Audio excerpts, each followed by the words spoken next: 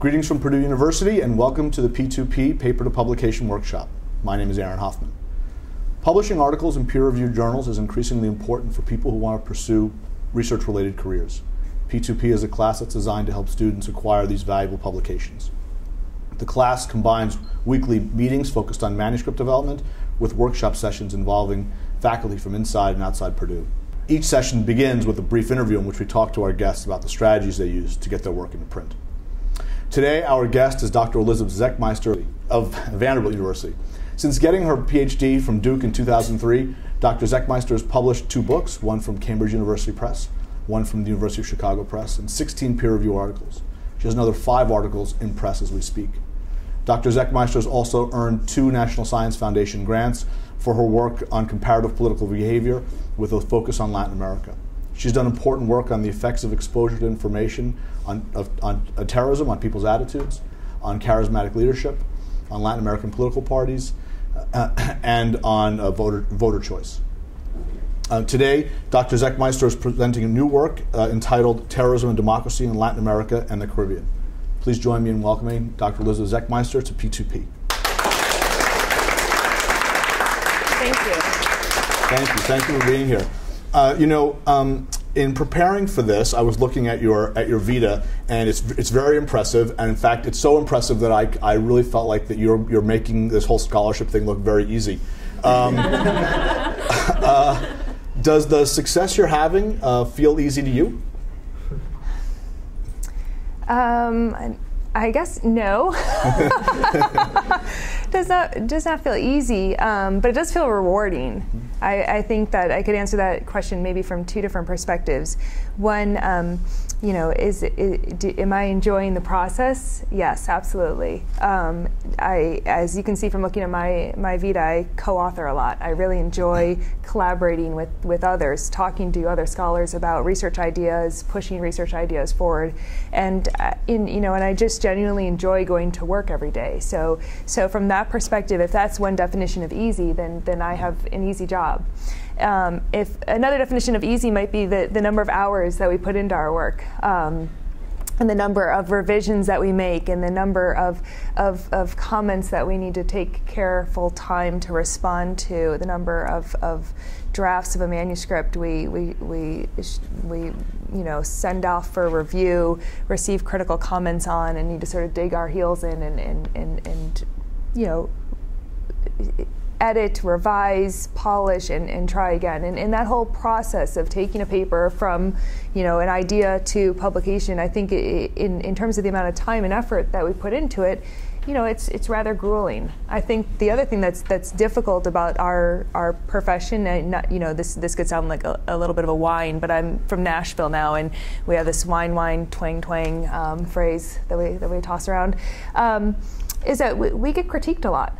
And I think that process in and of itself is difficult. We constantly have to sort of take stock of the feedback that we're receiving, think through what ideas can we actually respond to, which do we have to just put aside, and how can we improve this manuscript. So that whole process, I think, the peer review process, the feedback process is another part of the work that is laborious and difficult, but like I said, I really enjoy it all, so that makes it worth the time. Okay.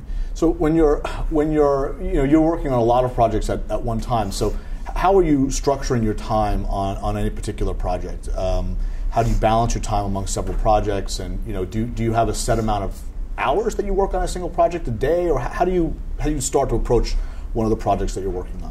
Since a lot of my work is collaborative, the most important thing that I do is I schedule in time for my research projects. So that scheduling in of time is one of 2 things. And one thing I do is I just schedule in time for myself to work on a particular research project, and I might make a firm commitment to scheduling in that time by letting my co-author know I'm gonna and at the end of the week I'm gonna get you this next version of the manuscript or this analysis, and I've scheduled in this block of time on Tuesday afternoon, so you should expect an email from me at the end of that time period letting you know that I've made progress, and so on.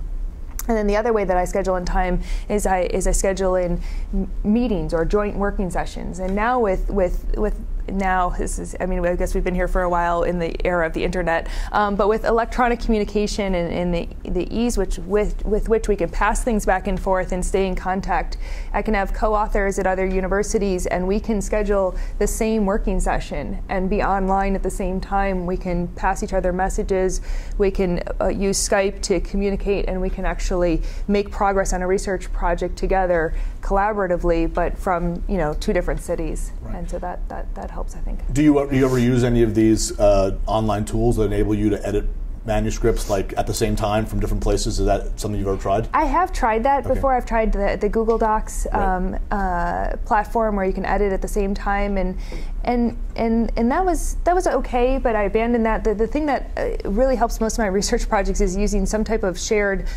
space in the cloud, so that we have all of our work in the same folder in the cloud, whether it's using SugarSync or Dropbox. I don't want to be partial to one while we're on film, but I use one of those. And I'll have shared folders for each project, and then all the collaborators have access to that set of files, and that way we're not sending big attachments back and forth by email, but we have a shared workspace. So that helps. The paper that you gave us it feels like it's moving along, and I know that you've presented it once at a conference at the Midwest Political Science Association. Is this a paper? Where is this paper in the process? Is it far along? Is it early? How many drafts have you done? So you said you were going to ask me how many drafts I've done, so I counted them up, and I think this is an undercount, because I went through and I counted as many as I could find, and then I have to say I sort of fudged and stopped at a number that I liked, which is 42. So yes, thank you. Some of you know the importance of that number, and so I stopped at about 42 drafts. Now that doesn't count. Well, let me say two things about that. That doesn't count revisions and drafts that maybe were saved on someone else's hard drive, one of my collaborators, and they made some edits and then passed around a new version. So it's probably an undercount. But it is also not to say that every draft was a complete overhaul of the previous draft, right? Some of these, some edits are smaller than others, and other edits are bigger. So I think about 42. Is it a lot, or is it a lot in comparison to others, or where are we in the stream of things? I hope that we're toward the end. I think that after we finish talking here, you all will tell me if we're toward the end. What we've done is we've taken it through a number of cycles. We presented it at the Midwest Political Science Association conference in 2011. That was our first draft, and that was our first presentation, and we were fortunate enough to win an award for that paper. So that was really nice to give us some confidence that the project was worthwhile, that we'd move forward with it. In 2012, we presented it to a couple of different audiences and got some feedback. We got some feedback from scholars who are not in my subfield, nor in the subfield of any of my co-authors, and so that was helpful to get some different perspectives, and we've been trying to take into account the feedback that we received from those audiences. And things stalled a little bit, which happens sometimes on collaborative projects for a variety of reasons, in part because of this sort of being extended into other research projects. So for me, I was extended and working on other things, and I put the project on the back burner, and then I would work on it, and then someone else would put it on the back burner, and so it sort of has been simmering back there for a little while. In recent months, we pulled it back out, and in the past couple months, have been working on robustness checks. We've been trying to push the analysis every which way that we can to see whether or not the results are robust to all these different specifications of the model, and to approaches to the analysis that we can think of, to make sure that we're really confident, or to see how confident we can be in the results. And so I think we're getting toward the end, but that's. Well, when did you start writing on this? So 42 drafts. When did this all start? So we wrote the first bit of text on this project in 2010. We collected the data for the project in early 2010, and in the fall of 2010, we wrote a short report for a publication that we put out as part of the Latin American Public Opinion Project's outreach work. So we, at the Latin American Public Opinion Project, or LAPOP at Vanderbilt University, every 2 weeks put out a short policy-relevant report that takes a look at the America's Barometer data set, focusing in on one variable and one question. So I had put this question on the America's Barometer 2010 study, and in the fall of that year, after the data had been collected, we took a first look at it, and we asked some of the questions that are addressed in the paper today in just a brief 5 to 6 page report. I went back and I counted how many drafts did we write of that short report, and I found 10. So we went through 10 drafts, we published that, and that gave us a nice foundation to begin writing the Midwest paper. And now I've forgotten the question. You answered at the beginning. It was when did you actually start the writing process? So yeah. Was it 2010? So 2010. Yeah. Okay. Yeah. Do you have any questions from the audience? Well, I really think that internal workshops are great for academic departments and units to host. So when we presented it internally in the fall of 2010, after doing those first 10 drafts, we had, we had sort of a positive reception to the ideas. We got some good feedback, and we felt like we were on solid ground. And so at that point, we took what we had started and we developed it into the full draft to go to the conference with.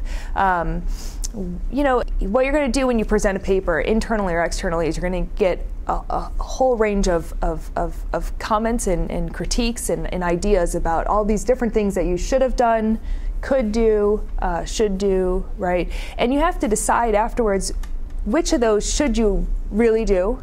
Many of them are going to be valuable ideas, but yet they're just not right for your research paper, or they're just not what you feel needs to be prioritized. There are always going to be unanswered questions. There are always going to be robustness checks that you could have run, but you're just going to draw the line somewhere and say that's it. Someone else needs to take the baton from here and do the next sort of run at this question. And so, in terms of knowing that it's ready to present at a conference, I think an internal workshop gives you a really good sense of whether or not your ideas are sort of passing a basic bar, right? Do people inside your unit think that this project's ready to go public, right?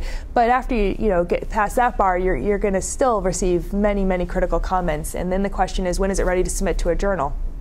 Right, and I think you submit to a journal once you feel that you've answered as many of the comments you've received as is plausible, feasible, and appropriate for that paper as you see it.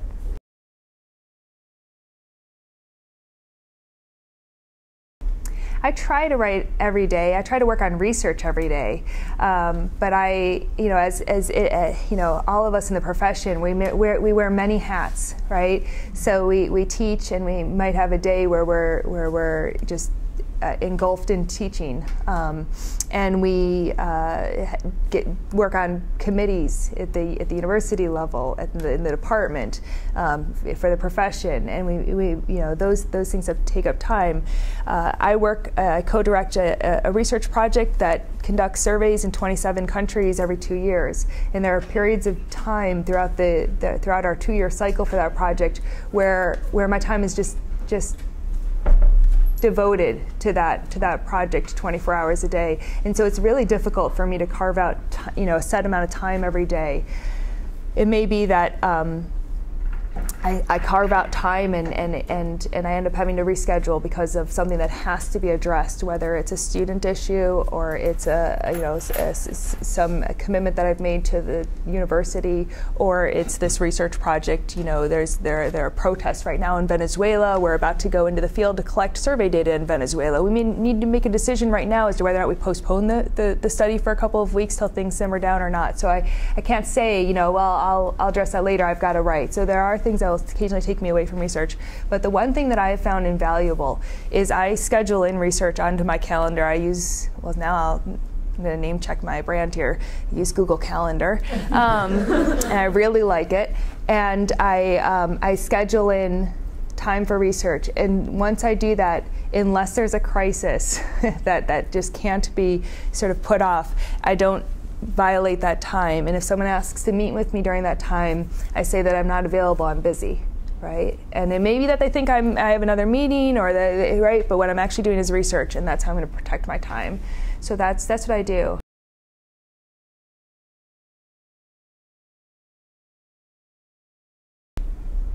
probably am a lot more efficient with my time. I think I put a little more time into my work now than I did then. And I know that sounds unbelievable, because when you're in graduate school, you're working really hard and spending a lot of hours. But I probably put even more hours in now. I'm a bit more efficient. That helps, and that's something that you can't sort of just.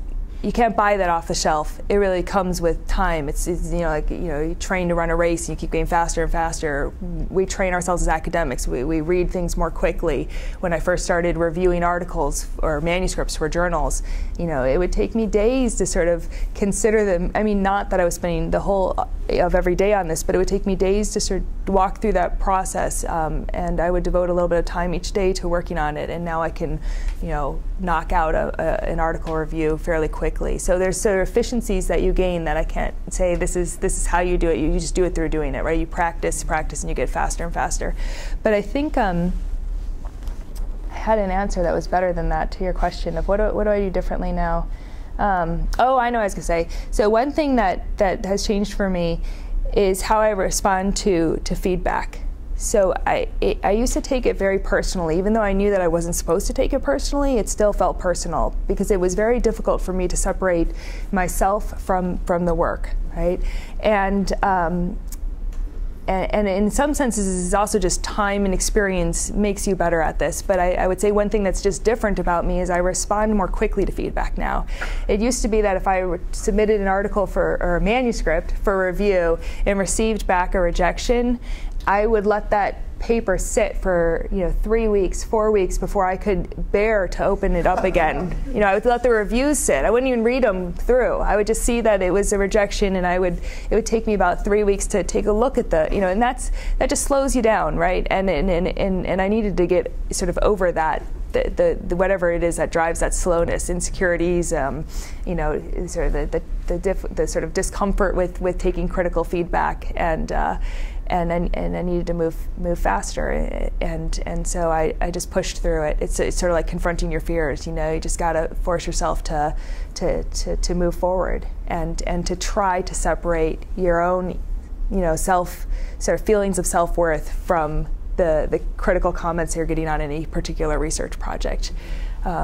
So the more that you can do to find self-worth elsewhere, the better off you will be as an academic, I think, in terms of mental health. Well, that's great. Thank you very much for your responses. We're looking forward to hearing more about your paper in the workshop session. Thank you so much. Thanks for having me here.